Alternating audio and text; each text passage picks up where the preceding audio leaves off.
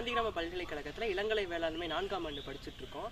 அதில் ஒரு பகுதியாக தான் இந்த ஊரக வேளாண்மை பணிபுரி திட்டத்தில் கிராமத்திங்கள் நிகழ்ச்சி. அதில் நாங்கள் விவசாயிகளுக்கு செயல் விளக்கங்கள் செய்து கொண்டு வந்துட்டோம். அதில் ஒரு பகுதி தான் இந்த ஆற்றில்லா குளிரறை. இந்த சுருளிப்பட்டியில் பார்த்தீங்கன்னா அதிகபட்சமாக காய்கறிகள், பந்தல் காய்கறிகள், பழங்கள் தான் அதிகமாக இங்கே வந்து கல்டிவேட் பண்ணுறாங்க. அதில் அவங்களுக்கு அதிகமாக அந்த அறுவடை பின்சார் தொழில்நுட்பங்கள் குறித்து நிறைய செயல்விளக்கம் செய்துட்டு இருக்கோம். அதில் நிறைய போஸ்ட் ஹார்வெஸ்ட் லாசஸ் அப்படின்னு ஏற்பட்டு இருக்கு.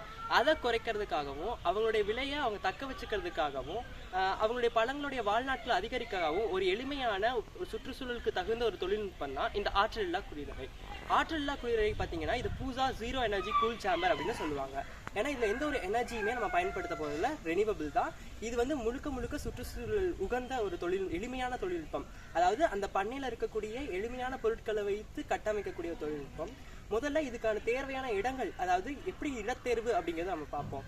முதல்ல இடத்தேர்வு அப்படிங்கிறது இது அதாவது ட்ரைனேஜ் பகுதி, அதாவது நீர் தேங்கக்கூடிய இடமா இருக்கக்கூடாது, நல்ல உயரமான இடமா இருக்கணும், நேரடி சூரிய ஒளி படக்கூடிய இடமா இருக்கக்கூடாது, அதாவது ஷேடு இருக்கக்கூடிய இடமா இருந்தால் ரொம்ப நல்லது.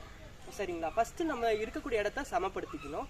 செங்கல் வைத்து மண்ணை வைத்து நம்ம என்ன பண்ணணும், சமப்படுத்திக்கணும். இந்த ஆற்றலில்லா குளிரறை கட்டமைக்கிறதுக்கு ரெண்டு பொருள் தான் தேவை. முக்கியமான பொருள் ஒன்று செங்கல், இன்னொன்று மணல்ங்க. அந்த செங்கல் மணலை வைத்து இந்த ஆற்றலில்லா குளிரறை நம்ம கட்டமைச்சிடலாம். செங்கல்களை அதாவது 2 சுவர்களாக நம்ம என்ன பண்ணணும்னா ஒரு குளிரறையை அமைச்சுக்கணும். இந்த ஆற்றலில்லா குளிரறையை நம்ம கட்டமைக்கிறதுக்கு 2 முக்கியமான பொருள் தான். ஒன்று செங்கல், இன்னொன்று மணல். செங்கலை வச்சு 2 சுவர் நம்ம முதல்ல அமைச்சுக்கணும். இந்த அளவு அப்படிங்கிறது விவசாயிகள் பொறுத்து தான். அதாவது அவங்களுக்கு எவ்வளோ பழங்களையும் காய்கறிகளையும் சேகரிக்கணுமோ அந்த அளவுக்கு எவ்வளோ அளவில் வேணால் நம்ம இதை கட்டமைச்சுக்கலாம். இரு சுவரில் நம்ம இந்த குளிரறை அமைத்ததுக்கு அப்புறம் இதுக்கு இடைவெளி 7.5 to 15 சென்டிமீட்டருக்குள்ள இருக்கலாம்.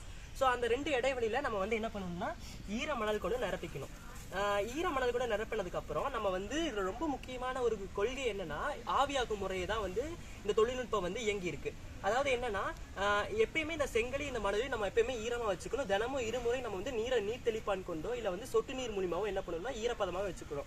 அந்த ஈரப்பதமா இருக்கனால இது இதுல கூட நீர் என்ன ஆகும்னா ஆவியாகும் போது சுத்தி இருக்கக்கூடிய ட்ரை ஏர்ல அந்த மாய்ச்சரை அப்சர்வ் பண்ற மூலியமா இது ஒரு குளுமையை ஏற்படுத்தும். அப்படி இந்த குளுமையை ஏற்படுத்தும் பொழுது நம்ம காய்கறிகளை இந்த கிரேட்ஸ் மூலியமாவோ ஏதாவது ஒரு பெட்டி மூலியமாவோ நம்ம என்ன பண்ணலாம், உள்ள இருக்கக்கூடிய குளிரறையில நம்ம பதப்படுத்திக்கலாம்.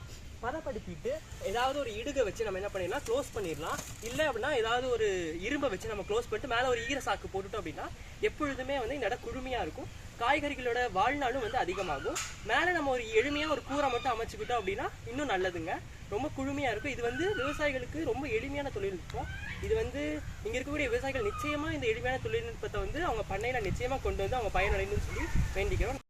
இப்போ நம்ம இந்த எளிமையான தொழில்நுட்பத்தை பார்த்தோம். மேலும் பல தொழில்நுட்பங்களையும் பல செயல் விளக்கங்களையும் இயற்கை வேளாண்மை சார்ந்த கருத்துக்களையுமே வானொலி மூலிமா நிறைய பதிவு பண்ணலான்னு இருக்கும். கண்டிப்பாக விவசாயிகள் இதை பார்த்து பயன்பெறணும் அப்படின்னு சொல்லி வேண்டிக்கிறோம். நன்றிங்க.